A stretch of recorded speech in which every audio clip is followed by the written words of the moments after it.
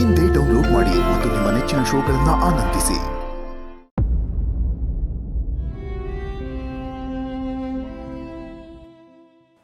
ಏನ್ರಿ ಚೆಲ್ವಿನೂ ವೆಂಕಿ ಬೆಳಗ್ಗೆ ಹೋದವರು ಇಷ್ಟೊತ್ತಾದರೂ ಬಂದಿಲ್ಲ? ಏನೋ ಕೆಲಸ ಇದೆ ಅಂತ ಹೇಳ್ಬಿಟ್ಟು ಹೋದ್ರಲ್ವಾ, ಹೋದ ಕಡೆ ಒಂದು ಸ್ವಲ್ಪ ತೊಂದರೆ ಆಗುತ್ತೆ, ಬರ್ತಾರೆ ಬಿಡು. ಏನೇ ಕೆಲಸ ಇರಲಿ ಒಂದು ಫೋನ್ ಮಾಡಿ ಹೇಳ್ಬೋದಲ್ವಾ? ಈ ಮಕ್ಳಿಗೆ ಜವಾಬ್ದಾರಿ ಅನ್ನೋದೇ ಇಲ್ಲ. ಆಯಿತು, ಯಾಕೆ ಗಾಬರಿ ಮಾಡ್ಕೊಳ್ತೀಯಾ? ಒಂದು ಸ್ವಲ್ಪ ಹೊತ್ತು ನೋಡೋಣ, ಬರಲಿಲ್ಲ ಅಂದರೆ ನಾನೇ ಫೋನ್ ಮಾಡಿ ಕೇಳ್ತೀನಿ, ಆಯಿತಾ?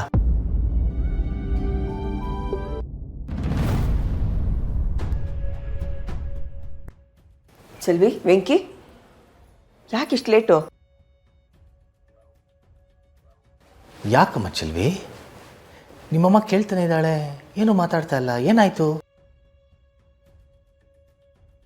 ಚೆಲ್ವಿ, ಇವತ್ತು ದೇವಸ್ಥಾನದಲ್ಲಿ ಏನಾದರೂ ವಿಶೇಷವಾದ ಪೂಜೆ ಇತ್ತಾ? ಓಹ್, ನೀನು ಏನೋ ಕೆಲಸ ಇದೆ ಅಂತ ಹೇಳಿದ್ಯಲ್ಲ, ಅಲ್ಲಿ ಲೇಟ್ ಆಯ್ತಾ?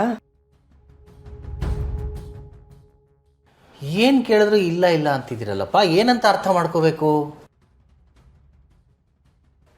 ಅಂದರೆ ನೀವೆಲ್ಲೂ ಹೋಗಬೇಡಿ ಅಂತ ಹೇಳ್ತಾ ಇಲ್ಲ, ಎಲ್ಲಾದರೂ ಹೋದಾಗ ತಡ ಆದರೆ ಒಂದು ಫೋನ್ ಮಾಡಿ ತಡ ಆಗುತ್ತೆ ಅಂತ ತಿಳಿಸ್ಬೇಕಲ್ವಾ? ನಿಮ್ಮಮ್ಮ ಅವಾಗಿಂದ ಬರೀ ಬಾಗಲ್ ಕಡೆದೇ ನೋಡ್ತಾ ಇದ್ದಾಳೆ. ಚಲ್ವಿ, ಎಲ್ಲೋಗಿದ್ರಮ್ಮ?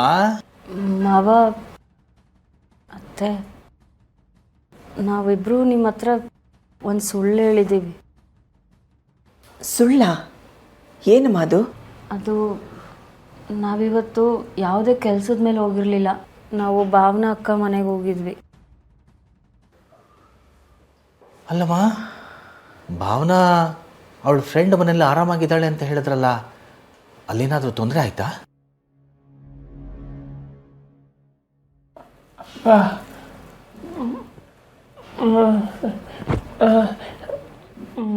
ಫ್ರೆಂಡ್ ಮನೇಲಿ ಇಲ್ವಾ?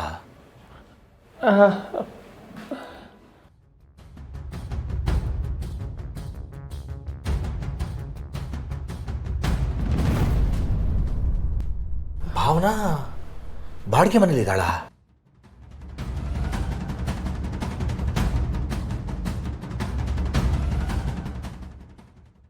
ಏನಪ್ಪ ಹೇಳ್ತಾ ಇದೆಯಾ? ಏನೇ ಹೇಳ್ತದೆ ನೀನು? ಹೌದು ಅತ್ತೆ, ಭಾವನಾ ಅಕ್ಕ ಸಂತೋಷ್ ಭಾವನ ಮನೆ ಬಿಟ್ಟು ಬಂದರು ಅಂತ ಗೊತ್ತಾದಾಗ ನಾನು ವೆಂಕಿ ಮಾವ ಎಲ್ಲ ಹುಡ್ಕಕ್ಕೆ ಹೋಗಿದ್ವಲ್ಲ, ಆಗ ನನಗೆ ವೆಂಕಿಗೆ ಭಾವನಾ ಅಕ್ಕ ದೇವಸ್ಥಾನದಲ್ಲಿ ಸಿಕ್ಕಿದ್ರು. ಆವಾಗ ನಾವು ಎಷ್ಟೇ ಬಲವಂತ ಮಾಡಿ ಮನೆಗೆ ಬನ್ನಿ ಅಂತ ಕರೆದ್ರು, ಇಲ್ಲ ನಾನು ಬರಲ್ಲ, ನಾನು ಬಂದರೆ ಅಪ್ಪ ಅಮ್ಮಂಗೆ ಇನ್ನೂ ದುಃಖ ಆಗುತ್ತೆ, ನನ್ನಿಂದ ಈಗಾಗಲೇ ಅವರು ತುಂಬ ನೊಂದಿದ್ದಾರೆ, ನಾನು ಬರಲ್ಲ ಅಂತ ತುಂಬ ಹಠ ಮಾಡಿದ್ರು. ಅದಕ್ಕೆ ನಮಗೆ ಗೊತ್ತಿರೋರೊಬ್ಬರು ಮನೆ ಬಾಡಿಗೆ ಖಾಲಿ ಇದೆ ಅಂತ ಹೇಳಿದರು, ಅದನ್ನೇ ಭಾವನಾ ಅಕ್ಕಂಗೆ ಕೊಡಿಸಿದ್ವಿ. ಅಲ್ಲಮ್ಮ ಚೆಲ್ವಿ, ಈ ವಿಷಯನ ನಮಗೆ ಯಾತಕ್ಕೆ ಮೊದಲೇ ಹೇಳಿಲ್ಲ ನೀವು?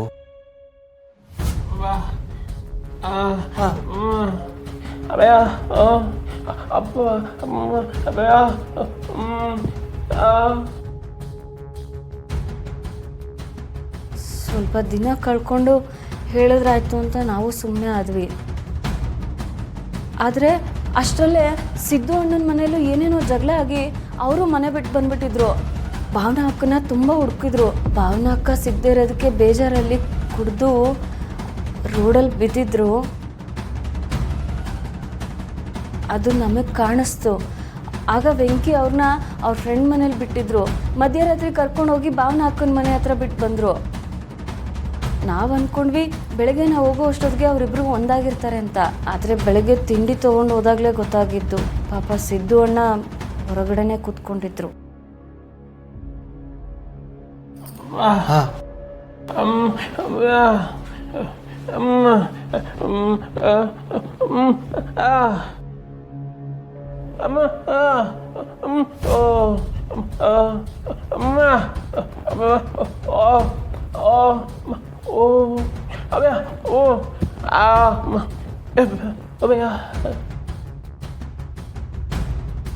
ನಾವು ಸಿದ್ದು ಅಣ್ಣನ ಜೊತೆ ಅಲ್ಲೇ ಧರಣಿ ಕುತ್ಕೊಂಡ್ವಿ ಒಳಗೆ ಸೇರಿಸ್ಕೊಳ್ಳಿ ಅಂತ.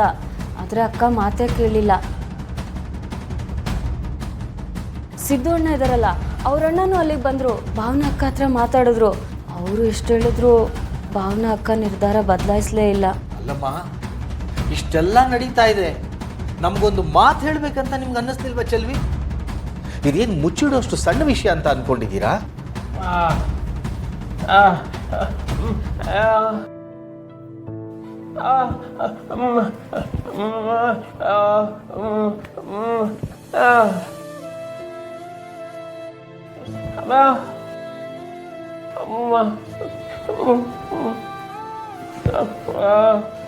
ವೆಂಕಿ, ಸಮಸ್ಯೆ ದುಃಖ ಅನ್ನೋದು ನಮ್ಗೆ ಅಭ್ಯಾಸ ಆಗ್ಬಿಟ್ಟಿದೆ. ಇಷ್ಟಕ್ಕೂ ಭಾವನ ಇಲ್ಲಿಗೆ ಬಂದಿಲ್ಲ ಅಷ್ಟು ಹಠ ಮಾಡ್ಕೊಂಡಿರೋಳು ನಿಮ್ಮಿಬ್ರು ಮಾತು ಕೇಳ್ಬಿಡ್ತಾಳ?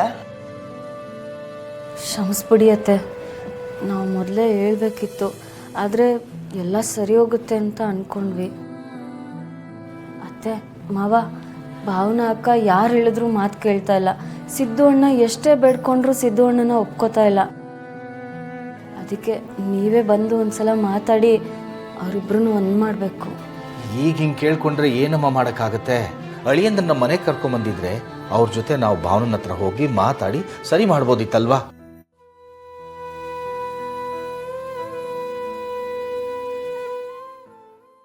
ಇಷ್ಟು ತಡವಾಗಿದೆ, ಈಗ ಅಲ್ಲಿ ಹೋಗಿ ಮಾತಾಡೋದು ಸರಿ ಹೋಗಲ್ಲ. ನಾಳೆ ಬೆಳಗ್ಗೆ ಹೋಗಿ ಏನು ಮಾಡೋಕ್ಕಾಗುತ್ತೋ ನೋಡೋಣ.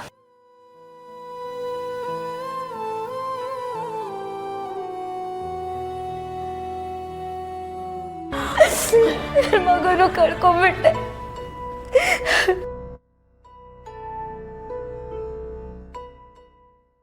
ಇದಾದ್ಮೇಲೆ ನನಗೆ ನನ್ನ ಕುಟುಂಬದವರಿಗೆ ಮತ್ತೇನಾದರೂ ತೊಂದರೆ ಮಾಡಿಬಿಡ್ತಾರೆ ಅಂತ ನನಗೆ ಇದು ಯಾವುದು ಬೇಡ ಅಂತ ಸಹಾಯಕ್ಕೆ ಹೊರಟ್ಬಿಟ್ಟೆ.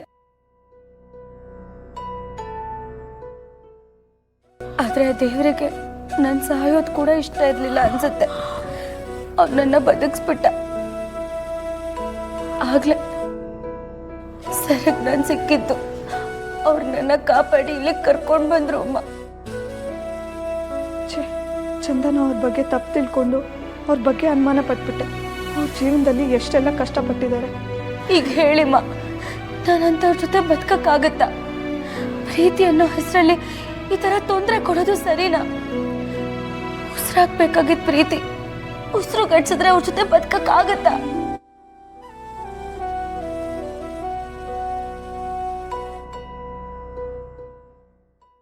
ಚಂದನ, ಅಳ್ಬೇಡಮ್ಮ.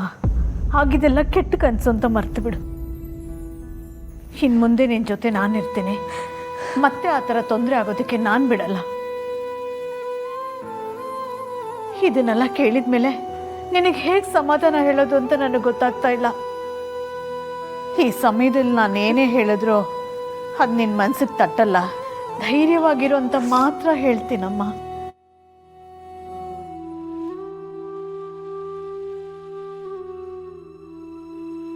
ಲಕ್ಷ್ಮೀ ನಿವಾಸ